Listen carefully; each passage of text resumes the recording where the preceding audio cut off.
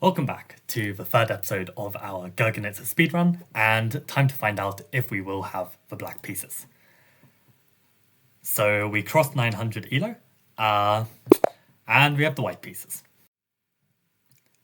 Okay, we won that white game quite smoothly. Let's hope for a black game, and here we go. Okay, we get d4. Okay, let's pray for an e4. Is it gonna be? Is it gonna be?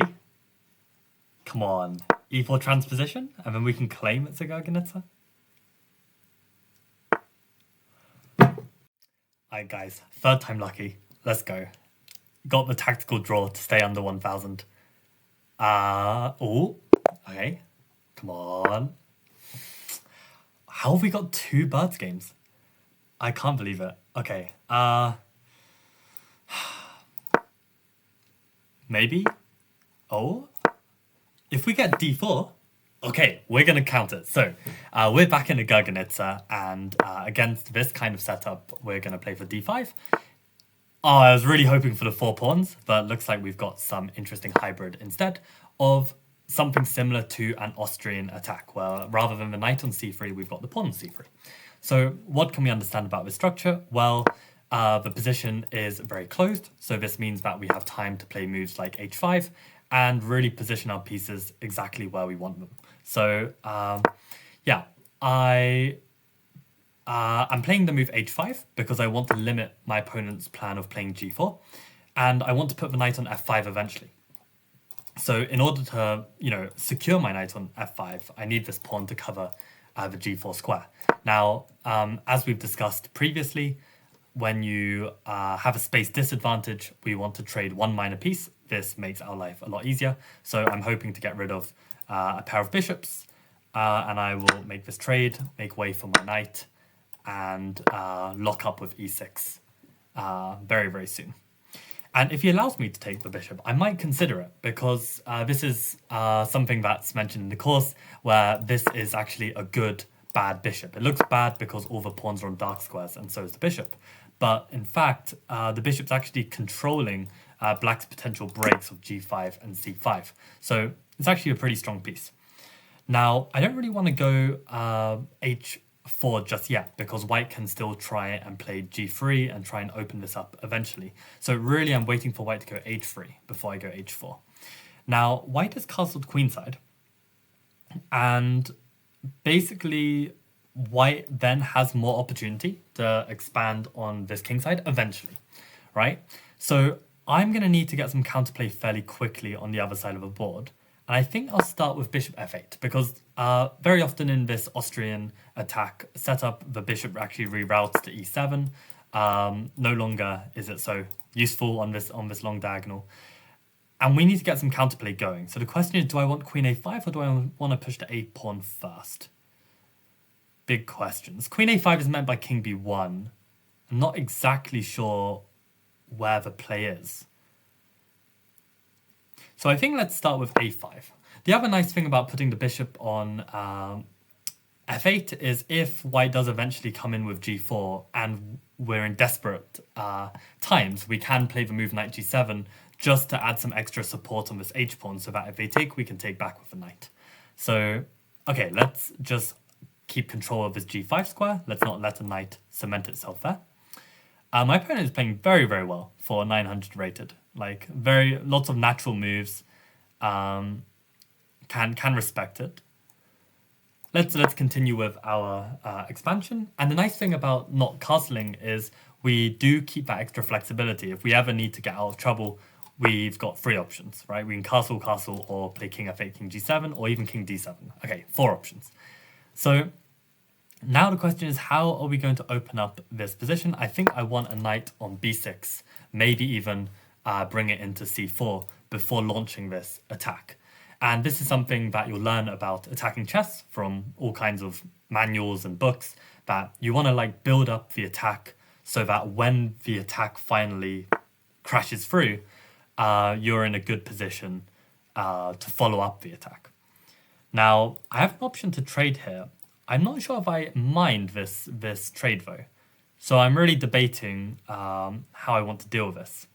if they do take, I want to take back and put the knight on e6. That would be my plan. So do I have a flexible move? You know what? Let's play the player. He's played knight e3 with a clear reason that he wants to take my knight. So let's put the knight on f8 in anticipation of getting knight e6. It's a bit of an awkward move because, of course, white should just ignore it and just say that, you know, your plan of putting the knight on f8 didn't work because they're refusing to take the knight. But yeah, at the end of the day, chess is a game played between two players, and we should always keep in mind that, you know, sometimes we just need to be practical based on what we think is going to happen as opposed to just playing objectively the best moves all the time. So, okay, let's get this queen in. I'm quite tempted with the idea to put my king on d7, but I always need to watch out if white can go for a quick b3, c4 and open up the center. I don't really want my king in the center in that instance. Now, what about my king being on the king side? Is it any safer there? Well, they can still go h3, g4 and still potentially open things up. So let's just stay flexible for now, and let's see if we can make any more progress on this side of the board. What moves look good? H4 is also somewhat tempting, because then we can kind of more securely go king d7 if this side is opening up, I think. Okay, yeah, this is a really big choice. And the problem is I don't have too much time either. Yeah, this is the kind of position I would like to have a bit more time to think. You know what? Let's play the move a4. I feel like that limits this plan of b3, c4, which gives us some extra flexibility of potentially playing here. And now that they've actually locked this up, now I'm very happy to put my king on this side of the board and potentially open up the other side. So maybe let's try and open up h4 while we have this opportunity. And then we're going to dash off to the other side of the board. And yeah, should have a safe king. So actually this a3 move kind of helps me decide where this king belongs. And you'll see in the Gurgenidze Modern that it's not always clear where we want this king. Now I'm very tempted just to take the knight, and we've got 1 minute left on the clock, so let's just do that. Okay, let's get this H file. I'm a bit scared of the G4 break, but it should be okay. Okay, let's castle, and now let's just play on the king side. Now that they've taken with the queen, this is very secure. And now I'm very, very happy with my prospects of getting something on this side of the board. We just need to be precise. So how do we bring in our pieces? Let's first improve our king a little bit more and think on their time. 47 seconds, we're basically playing a bullet game. This guy's played a tremendous game. So maybe queen d8, rook h7, rook h8 as a way to add pressure on this pawn. And a very nice thing with a closed position like this, we can really take our time with multiple plans, go back and forth. Yeah, I wish I had some increment. That would make this position really nice to just slowly grind out. So in theory, our knight should be the better piece. His bishop is on the same color as all of his pawns, and we could find a way to reroute the knight in a favorable manner. The only problem is potentially this could open up. So I'm thinking actually maybe the king needs to belong on e6, and maybe the knight can find itself on a new home. So while my opponent is occupied defending this h4 pawn, so that's a smart idea from the opponent, basically saying, okay, I don't trust my position, I'm going to break out before you punish me.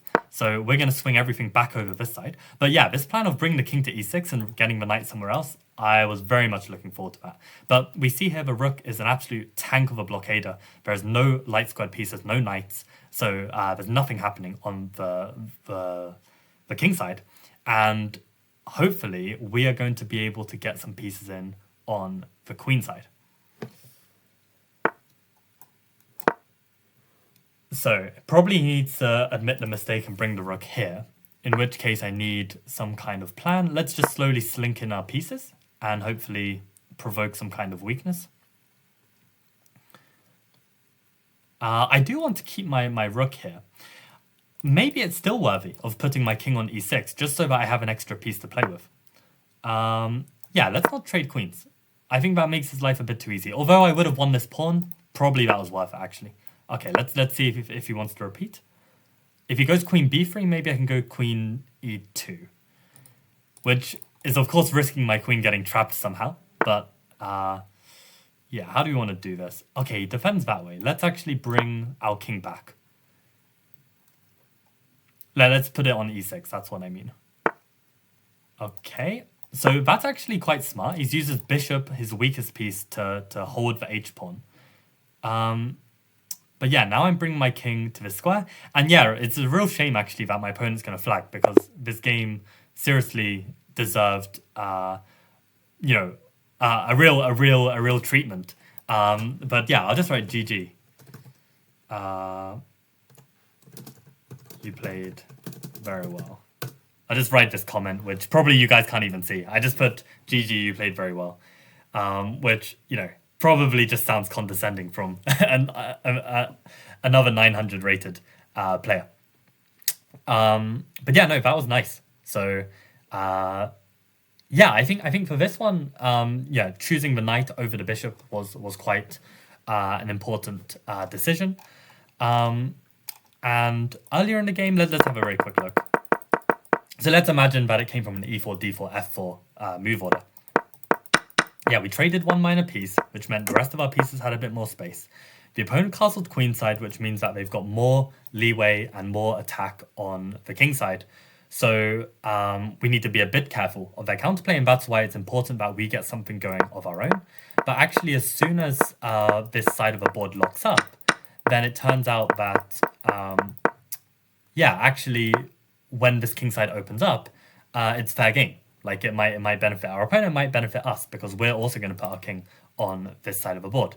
And I think we were actually able to handle the imbalance better on this side of the board, get that grip on the king side.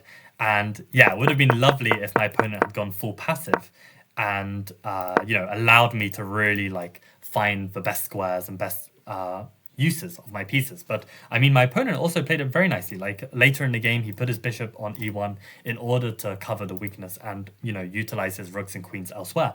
So yeah, credit to my opponent for playing in this way as well. But yeah, you'll see that when you get these closed positions in the Gurgenidze, it's all about trying to find the right plans and the right responsibilities for your pieces. But the very nice thing is when the position is so closed like this, you really do have the time and flexibility to, you know, make whichever plan you want work.